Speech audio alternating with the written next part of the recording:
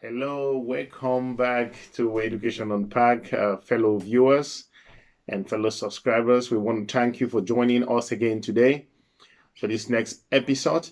For those who watch our previous videos, we want to thank you for the encouragement and all the advice you're sending to us as we are improving to this, making sure that this channel becomes global. Wherever you're watching us from Europe, from Asia, from Africa, North America, from the Middle East, we want to thank you for joining us today. We are bringing you that information. If you're entering for the first time, we will encourage you to subscribe to our channel, and each time we upload a new video, you can have it.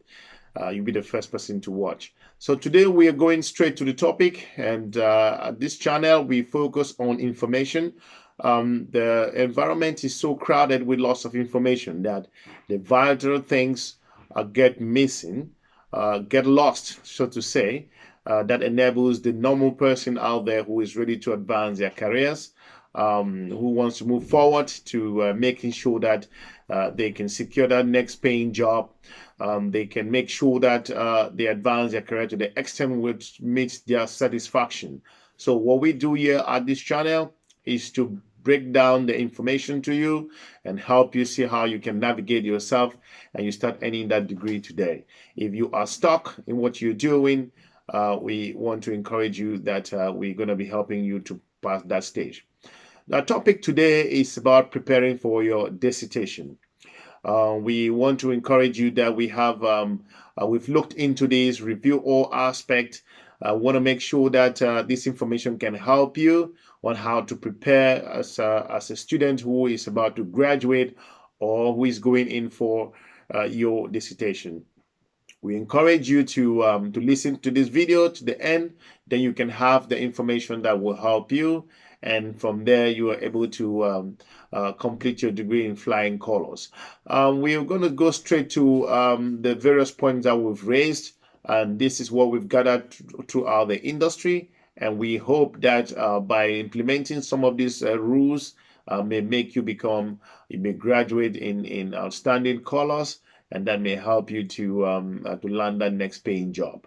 Our first thing we're going to focus on in the next couple of weeks or months, we will do a separate video for campus students who are preparing for the dissertation. So it's important for you to know whether the research project or whatever you call it, it's all about you completing that particular degree. Now, other institutions will have different, programs will have different completion format. They will call it different names. Some will be like a capstone. We will talk about capstone in the future. Some will be a total of a combination of everything you've learned. They just want you to have some kind of a research proposal, and that is enough. But we are looking at a standard research project, which we call the dissertation, and that will carry, in most cases, up to 60 credits, depending on what program you're doing. If it's a master's, if it's going to go to a PhD, this applies to every format of preparation. Even you are doing a bachelor's degree, you are doing a master's degree, you're doing a doctoral program, this particular recommendation will help you ease that route. Now we are going to focus on your dissertation starts from day one. The first day you start your program, that's when your dissertation starts. So we are focusing on online students who are taking a master's or bachelor's or doctoral degree. So we want to encourage you that the first day you enter class or you log into your student portal, that's the day your dissertation preparation begins. So how does that start? You just kind of go in there, you get to know your library, go walk around, and you start having access to information. It is important. Number one is the day one of class is when your dissertation begins. Number two is you have to make sure that before you start the program, you must have a passion. What area you're trying to explore? Is it an area that you want to uncover that nobody has been to? We know all what this is all about. So you want to bring in new information. So you should have a topic, something that is really burning in your mind, something that is really driving you. You want to put it out there. You want to put that information so it can help mankind, whatever that is, I don't know, but you should have a topic. Number 2 point is for you to have a clear topic that would help you. The third topic is also to start gathering your information. You must start gathering your research information. By this, I mean your research proposals. You start looking for where you can access such information. I will encourage you as an online student or a campus student in the future. What you need to do is, as you're doing your modules, as you prepare to complete your studies, each time you come across any publication, journal articles in your online library or wherever that may be, please take note of it. Try to save it somewhere safe. It's important. You will definitely need that in the future.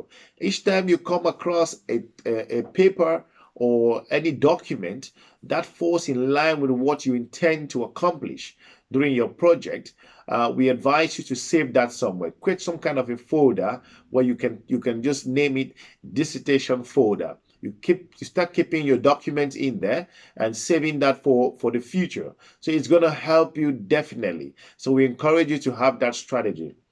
Number 4, select a lecturer or select your professor or the doctor or whoever teaches you. As you go through your master's studies or your bachelor's, you will come across different lecturers in different programs.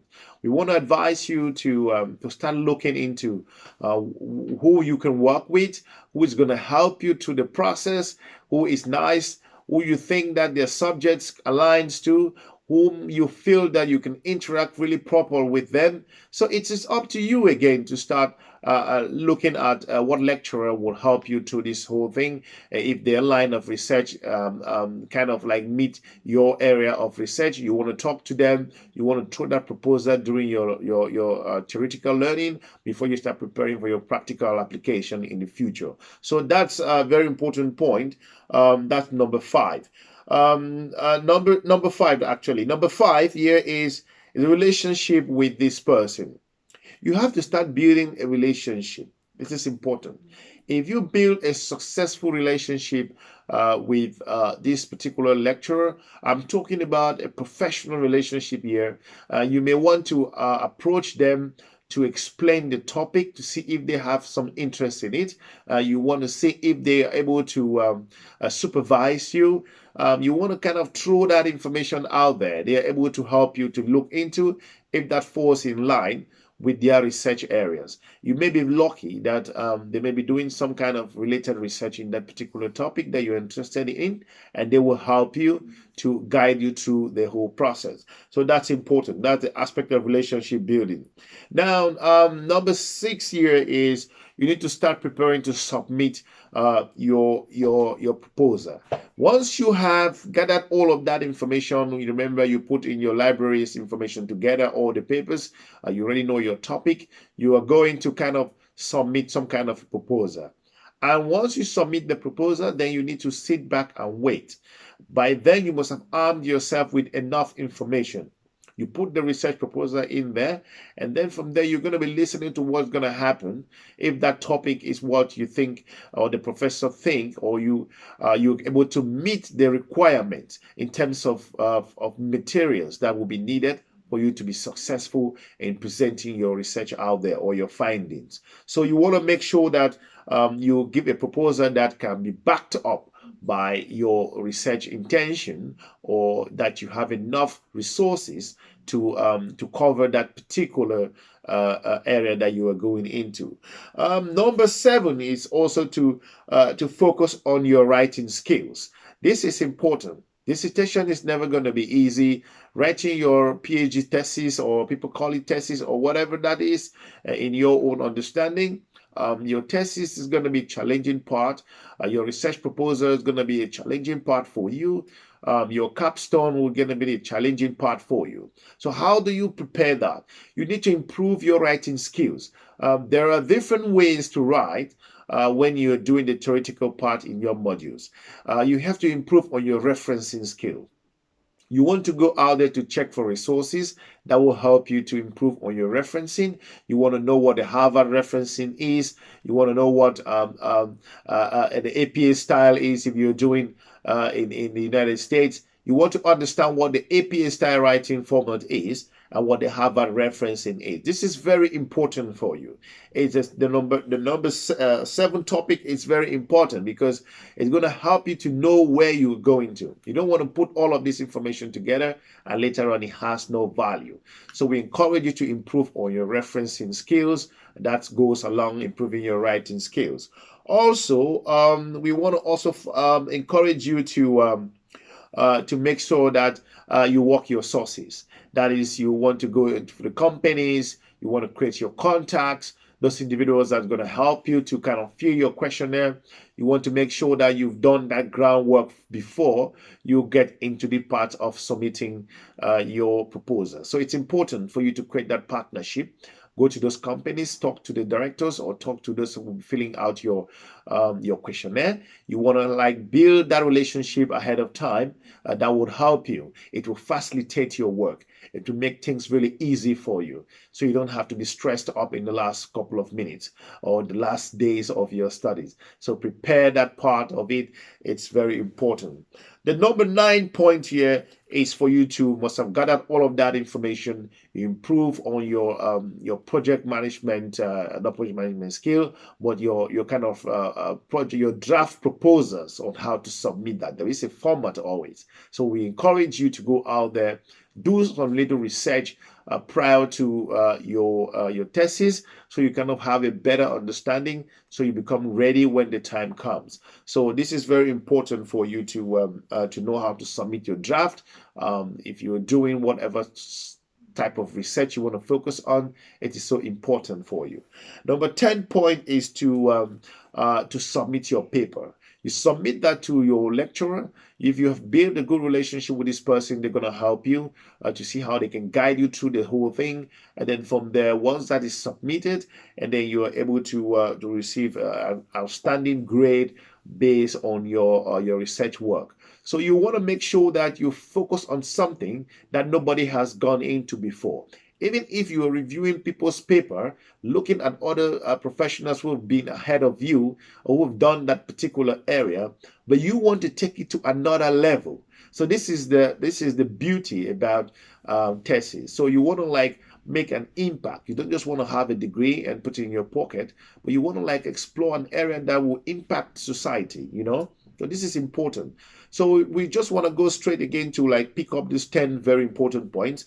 You start from day 1. That's when your research proposal starts. Number 2, you find a desired topic. You know your topic more than whoever is going to be writing that particular part.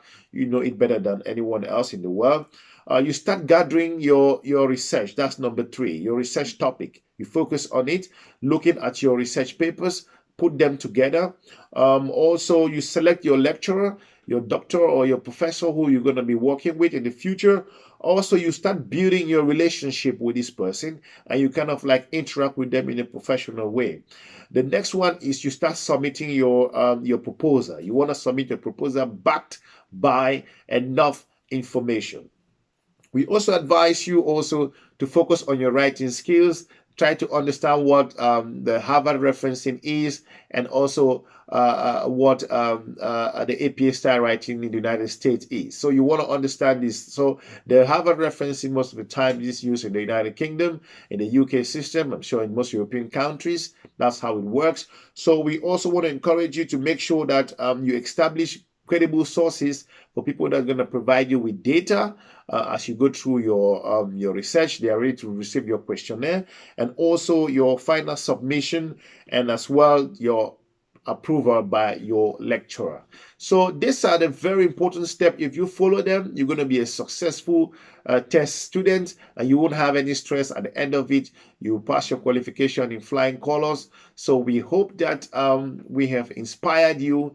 We've given you some route here, kind of a plan, so you can execute that. And if you follow these 10 steps, we guarantee you you're going to be a successful student. If there is something we've not added to this particular 10 topics, we would like to hear that from you.